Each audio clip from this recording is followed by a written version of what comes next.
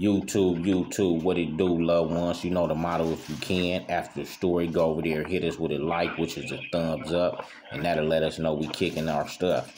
We on the edge with BJ APB, and we back with part 2 of our relationship ties growing up as youth and sharing our neighborhoods with the Hispanics, with the Mexican culture.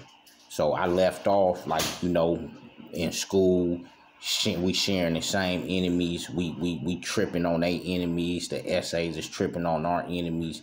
BJ, can you fill back in with us with that? Yeah, no, before I go any further, I want to say peace and blessings to everybody, and thank y'all for tuning in, and I want y'all to know that anything that I say that may disrespect somebody, I'm apologizing now, because, as I said, we just telling the story. It's not meant to disrespect nobody. And with that being said, you know, when I was leaving junior high school, going into high school, we started sharing the same enemies. And when we started sharing the same enemies, a lot of things would happen. Like, for instance, say we on the block just kicking it, you know what I mean? Us in the B13s or us in the South Flows, who are we kicking it with? When other Hispanics would come to the hood and try to hit them up, we used to tell them, like, you know what I mean? I don't even want to, you know, this Anthony, you know what I mean? What y'all want? And they'd be like, nah, we talking to them. We'd be like, yeah, they from Anthony, you know what I mean? We used to let them know, like, them are homeboys, you know what I mean? I mean, pulling up on us, hitting us up about nothing like that, you know what I mean? And it was vice versa. You know, if you did something to one of us, it was trying to exit the neighborhood, they gonna holler at you as well.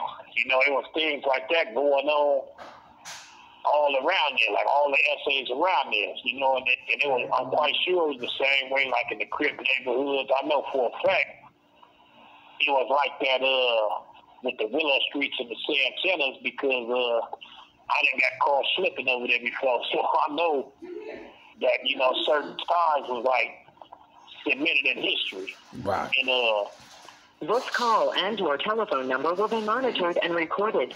And a lot of times we got caught slipping at an early age because we used to ride mini bikes and mopeds. That's what mopeds was kind of famous, you know, dirt bikes and all that together. You know, they had dirt bikes and mini bikes, and we would race and go-karts and stuff. And I remember one of the Mexican homegirls, her name was Kathy. Her brothers was from Guardian of 13, and she used to ride motorcycles and everything with us. You know, she used to hang with us every day and ride with us and kick it with us, go to Devil's Dip, all that. And I remember one time we was hanging out, and some other Mexicans that came through and seen her, and she had on a khaki suit. You know, she was on the moped, and they seen her. So they tried to get at her. Like, they got out the car and was finna trip on her. And my next door neighbor, they didn't bang, but they ran with the B13 as well. So they came out the yard, and when they came out the yard, they hollered to me like, man, they tripping on Kathy. And when I looked up, I seen them approaching her. We all ran down there and got into like a little mini melee. And then it was the same thing, like, if the Crips would come through, you know, if they would come through, you know, the Mexicans around the neighborhood, they would help us. You know what I mean? If they seen us getting rushed or whatever, they would help us. And by them doing so, we all developed the same enemies. That's why some of us all got the same enemies, you know, as each other, because we kicked it so tough. Whoever we beefed it with, they beefed it with. And whoever they beefed it with, we beefed it with. And at about time the 11th grade came around, everything was cool until I'm going to say about 92. 92, I was in YA, and that's when I started seeing the cultural change. What about for you when you got to high school? Well, in high school now, we done took our stance on what we representing. So I'm full-fledged, really, from, like I said, coming from elementary.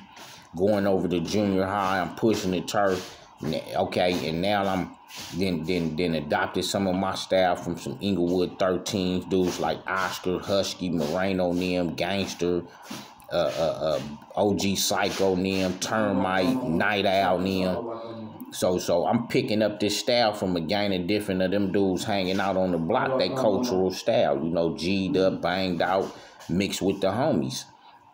And then, like I said, the homies before my time, they even had a hell of a cool relationship with the I-13. So now this stuff we talking about is becoming not new from our opinion to now that everybody knows, because now I didn't join the turf that my big homies didn't had a relationship and went to school, did the same thing I'm talking about.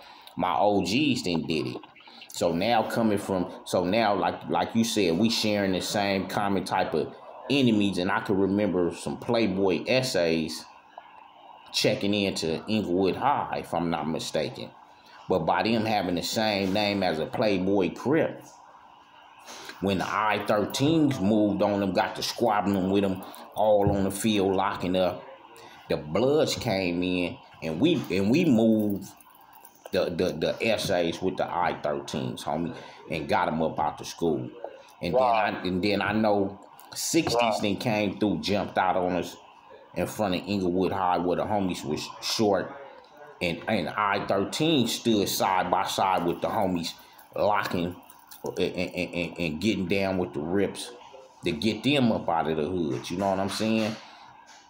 So we sharing all this, homie. Wow. So now, like you said, 1992, that's when you are seeing the hostility now, being in California Youth Authority. Okay, now 92 on the streets, it's still kind of like a lightweight love. You know, it haven't really tipped the scale, but they sharing the turf. We still in the turf. They at the park. We still at the park, homie. And at them times, like I said, at them times, our relationship is still cool. A lot of us, homeboys from back in the days, Inglewood 13s was tatting us up, along with they allied hoods like the Culver Cities before they fell out with them, and different SA hoods.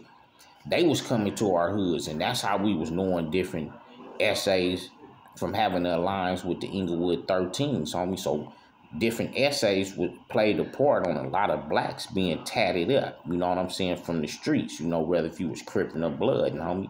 Wow. You know what I'm saying? Wow. So when, okay, so like you said, 92, it ain't really nothing on the street. But now I'm developing a life of crime a little bit more and getting caught with a pistol or two here and there or some work. I'm landing myself in juvenile hall, homie. So I can agree with you, BJ, like in 92, 93, you seen it inside the detention centers, homie. You know what I'm saying? It started developing inside the detention centers. And could you tell me your first experience, like in 92, 93, inside the detention center where you felt it, and then I'll tell you where I felt it. Right. Well, in 92, I was in Ventura, California Youth Authority for Boys and Girls. Okay. I was on CDA. I was on college CDA. And when I first got to Y, which was in the 80s, you know, you could get a head up with a Mexican. Right. Like if you considered him an enemy, you know, like if your hood didn't get along with his hood, or he ran with the Crips and he did. This call and your telephone number will be monitored and recorded. You could get out with him and it wasn't no problem. I remember it was a black dude. She became one of my homeboys. He was my dog. His name was Cisco from Compton 7-0. I remember he used to be squabbling everybody, you know, other Mexicans and everything. And next thing you know, one day the college cottage, which was CLC, had came out. It was early in the morning, and Little Cricket from 120 Raymond, Clown from Ludus Fort Bob, Raylo from Elm Street, Tato from Grape Street. Them was the one, Lulu from Skyline. You know, them was the ones that I remember, like, being in the mix of things. Cowboy from 1180 East Coast, they was all, like, coming out for school. And as they was coming out for school, all the blacks was up in the front. And the blacks used to have a habit of getting in the front because the blacks wanted to be seen and want to see the girls and show out and see their enemies and throw up gang signs and all that. And whatever took place on that cottage, the Mexicans had decided that they was going to stick together and arrest the blacks. So as they was walking to school, they just attacked from the back and a big old riot happened. And once that happened, after that, every time a black got into it with a Mexican, it became a riot instead of the heads up like it used to be, you know, going in the cell and getting down with one. All that went out the door. It just started being a series of melees, you know what I mean? And before that, you would see melees like the 18th Streets and the MS or the 18s and the Pacoimas or the 18s and the Florences. Because at that time, like the 18s was like one of the biggest gangs in Hawaii. So they was like always into it with somebody. You know, you used to see that a lot. After that, that stopped. You know what I mean? It was like, for whatever reason, it just stopped. And when that happened, that's when initially started rubbing like youngsters like myself the wrong way about Mexicans because we didn't understand it. Nobody said, hey, man, this is why this is going on. Nothing. It just was done. And it was like, we all together now.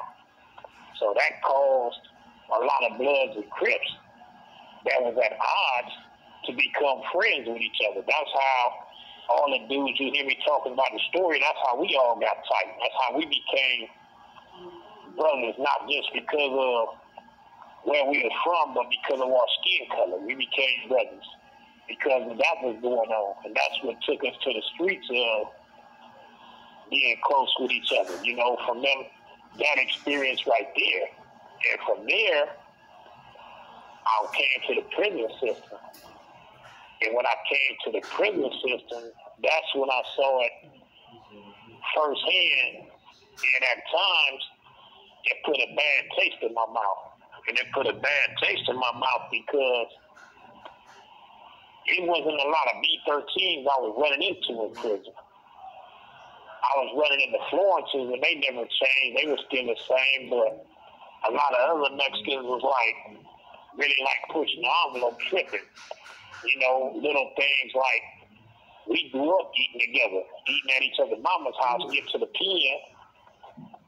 Certain ones was like, you have 60 seconds remaining. Can't eat after us no more. Right. Hey, I'm going to close this out. I'll finish. Yeah, I'm going to close this out, man, with On the Edge with BJ APB, with us and our times coming up as a youth with Mexicans and later on in our times with Mexicans. So we'll be back with a part 3 to keep kicking it.